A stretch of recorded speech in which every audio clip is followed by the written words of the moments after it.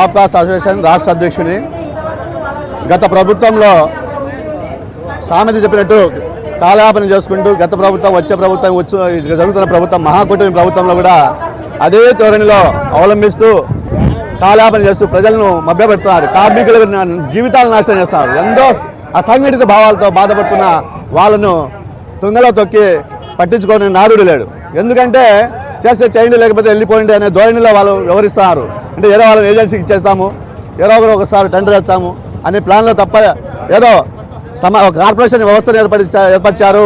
RTC కార్మికులు ఎలా అయితే రెగ్యులర్ చేశారో కార్పొరేషన్ ద్వారా ఆప్కాస్ కార్మికులు కూడా మినిమం టైం స్కీమ్ కానీ రెగ్యులర్ కానీ చేసే ఏషన్లో కమిటీ పెట్టారు నారా లోకేష్, నారాయణ మరియు మంత్రులు వారు.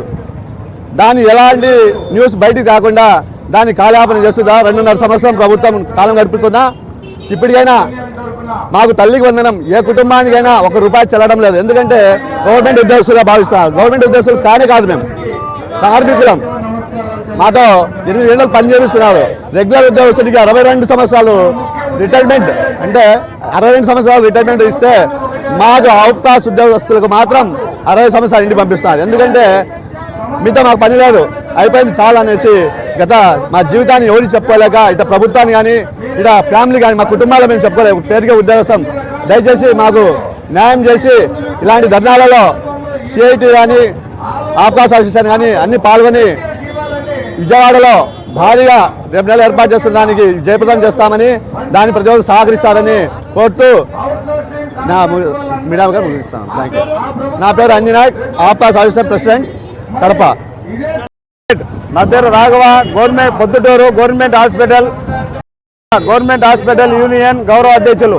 ఈరోజు కార్మికులకు కనీస వేతనం 26,000 ఇవ్వాలని రాష్ట్ర వ్యాప్తంగా అనేక రూపాలలో అనేక చోట్ల కలెక్టర్ ఆఫీస్ ఏమిటేమి, ఎంఆర్ ఆఫీస్ ఏమిటేమి, మున్సిపల్ ఆఫీస్ దాని చోట ధర్నాలు చేస్తున్నాం. కానీ ఇక్కడున్న రాష్ట్ర ప్రభుత్వం మాత్రము నిమ్మకు నీరెక్కినట్టుగా కనీస వేతనం కార్మికులు ఇవ్వకుండా కాలయాపన చేస్తుంది.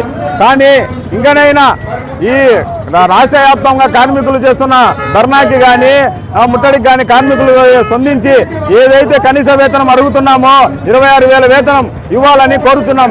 లేని పక్షంలో రాష్ట్ర వ్యాప్తంగా ఆందోళన చేస్తామని ఈ ముఖా చేస్తున్నాం. అలాగే పొద్దుటూరుకు సంబంధించింది గవర్నమెంట్ హాస్పిటల్లో శానిటేషన్ కార్మికులు 80 మంది విధులు నిర్వహిస్తున్నారు. వారికి కనీస వేతనం గతంలో 12,400 ఉంది కామ్రేడ్, ఇప్పుడు మాత్రము 11,800 ఇస్తున్నారు. ఇది చాలా అన్యాయం. గతంలో కన్నా వేతనం పెరగాలి కానీ ఇప్పుడు ఇంకా తగ్గిస్తున్నారు. ఇది చాలా దుర్మార్గము.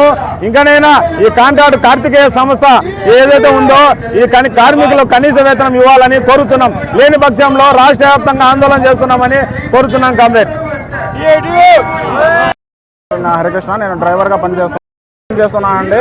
కలిగిట ఎక్స్ప్రెస్ డ్రైవర్గా కూడా పనిచేస్తున్నాము. మేము ఇప్పటికి దాదాపు 10 సంవత్సరాల నుంచి మేము డ్రైవర్లుగా పనిచేస్తున్నాము. ఈ కుటుంబ ప్రభుత్వమే ఈ పథకాన్ని పెట్టడం జరిగింది. ఇంతవరకు మాకు ఎటువంటి స్పందన అయితే ప్రభుత్వం నుంచి కానీ రావట్లేదండి. మేము ఆల్రెడీ సత్యకుమార్ సార్ గారికి, అలాగే సీఎం సార్ గారికి, నారా లోకేష్ గారికి కూడా లెటర్లు ఇవ్వడం జరిగింది.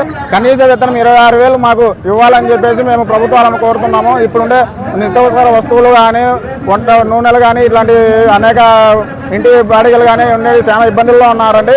ఇప్పుడు మాకు గవర్నమెంట్ స్పందించి మాకు 26,000 రూపాయలు మాకు వేతనం ఇవ్వాలని కోరడం జరుగుతుందండి. లేదంటే ఇది పెద్ద ఎత్తున సమ్మెకు నిర్వహిస్తామని చెప్పేసి ప్రభుత్వానికి హెచ్చరించడం జరుగుతుందండి. నా పేరు హరికృష్ణ, నేను వైస్ ప్రెసిడెంట్గా ఉన్నాను, కడప జిల్లా. కాంట్రాక్ట్ ఉద్యోగులు, ఆప్కాస్ ఉద్యోగులను పర్మనెంట్ చేయడంలో పూర్తిగా నిర్లక్ష్యం ఉంది, అశ్రద్ధ ఉన్నది, అలసత్వం ఉన్నది. కాబట్టి వెంటనే పర్మనెంట్ చేసి మినిమం 26,000 వేతనం ఇవ్వాలని చెప్పి ఈరోజు సిఐటిగా డిమాండ్ చేస్తూ ఉన్నాం. స్కీమ్ వర్కర్లు అనేది కార్మికులుగానే గుర్తించడంలా. మూడోదానికి సంబంధించి ఈరోజు 15 సంవత్సరాలుగా ప్రైవేట్ సంస్థలలో పనిచేసే వాళ్ళను కనీస వేతన రివిజన్ చేయడం లేదు. రివిజన్ చేయాలని డిమాండ్ చేస్తాం. షిరిడి సాయి లాంటి వాళ్ళు, డిక్షన్ కంపెనీ లాంటి వాళ్ళకి మినిమం వేతనం ఇచ్చే పరిస్థితి లేదు. మహిళలు షాపింగ్ మాల్లో పనిచేసే వాళ్ళకి కనీస వేతనాలు లేవు. ఇట్లాంటి కార్మికులందరినీ కనీస వేతనం ఇవ్వాలని చెప్పి మేము డిమాండ్ చేస్తాం. హాస్పిటల్లో పనిచేసే వాళ్ళు సెక్యూరిటీలు, sanitation, second ANMs, university students, విఆర్ఏలు, విద్యుత్ కార్మికులు, ఇలా అనేక రకాల కార్మికులు అనేక రకాల కష్టాలు, బాధలు, ఇబ్బందులు పడుతూ ఉన్నారు. ఆ సమస్యలన్నీ పరిష్కారం చేయాలని, పర్మనెంట్ చేయాలని మీ ద్వారా ప్రత్యేకంగా డిమాండ్ చేస్తున్నాం. రాబోయే కాలంలో ఆందోళన చేస్తాం. దీనికి బాధ్యత రాష్ట్ర ప్రభుత్వం వహించాలని మీ ద్వారా కోరుతూ ఉన్నాం. Thank you. 30-31 తేదీ అవుట్సోర్సింగ్ కాంట్రాక్ట్ కార్మికుల్ని పర్మనెంట్ చేయాలని ఆ నినాదంతో ఈరోజు రావడం జరిగింది. ఈరోజు లోకేష్ గారు కానీ, పవన్ కళ్యాణ్ గారు కానీ, బీజేపీ గవర్నమెంట్ కానీ, కూటమి ప్రభుత్వం అందరినీ పర్మనెంట్ చేస్తామని చెప్పాడు. జగన్మోహన్ రెడ్డి గారు ఉన్నప్పుడు, అధికారంలో ఉన్నప్పుడు ఆయన పెద్ద ఎత్తున పాదయాత్ర చేసి అంగన్వాడీ టీచర్ల కాడికి వచ్చినాడు, అట్లాగే మున్సిపల్ కార్మికుల కాడికి వచ్చినారు, ఐద్వాల కాడికి వచ్చినారు, ఆశా వర్కర్ల కాడికి వచ్చినారు. అన్నీ మేము ఎక్కడ ధర్నా చేసి అక్కడికి వచ్చి ఈ రాజకీయ నాయకులు వచ్చి మిమ్మల్ని పర్మనెంట్ చేస్తాం, మమ్మల్ని ఒకసారి చూడండి అని చెప్పి ఈరోజు తడుగుట వేసి గొంతు కోసే పరిస్థితులు ఈరోజు ఉండరు. నేను లోకేష్ గారు కానీ, చంద్రబాబు కానీ, కూటమి ప్రభుత్వాన్ని ఒకటి అడుగుతున్నాం, నీకు దమ్ము ధైర్యం ఉంటే మున్సిపల్ కార్మికులు కాదు, అవుట్సోర్సింగ్ కాంట్రాక్ట్ కార్మికులందరినీ పర్మనెంట్ చేయి, లేకుంటే నీ అధికారం నుంచి దిగిపో అని సిఐటిగా తెలియజేస్తున్నాం. చెప్పి నమ్మబలికి వాగ్దానం చేసి నిట్ట ఈ రాష్ట్రంలో ఉన్న అవుట్సోర్సింగ్ కాంట్రాక్ట్ కార్మికులందరినీ రోడ్లు పడేసాం, సిగ్గు శరం లేదా అని చెప్పి నేను ఈ ముఖ్యమంత్రిని అడుగుతా ఉన్నా. ఎందుకు నేను ఈ మాట మాట్లాడుతున్నానంటే, దాదాపు 20 సంవత్సరాల కాలంలో దాదాపు 4 ముఖ్యమంత్రులు మాట్లాడారు. ఏ ముఖ్యమంత్రి అధికారంలోకి రావాలన్నా వాళ్ళ అబద్ధాలు చెప్పడం, వాళ్ళ అధికార పీఠం మీద కూర్చుంటానే కార్మికులను పట్టించుకోకుండా పోవడం, ఇది సర్వసాధారణమైంది. ఈనాటి సర్వసాధారణమైన అంశాన్ని ఇప్పటి నుంచి ఈ రాష్ట్రంలో ఉన్న అవుట్సోర్సింగ్ కాంట్రాక్ట్ రైల్వే కార్మికులందరూ ఉపేక్షించారు. మీరు దిగేంత వరకు మీ పత్రం మీద, మీరు దిగేంత వరకు మీ అంచెవేత మీద పోరాటం సిఐటి జెండా ఆధ్వర్యంలోనే కొనసాగుతూనే ఉంటది.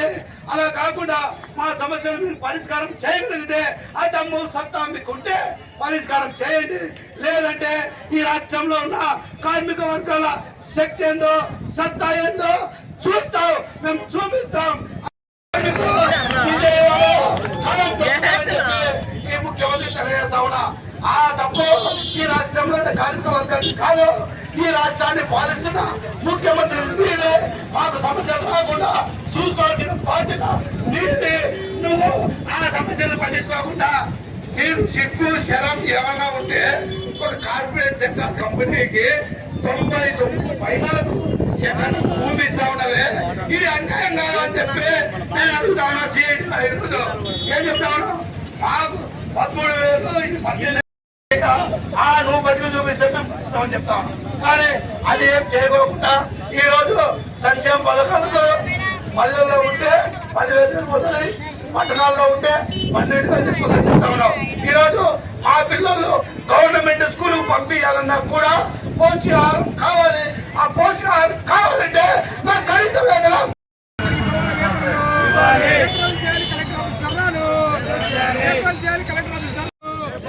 కలెక్టర్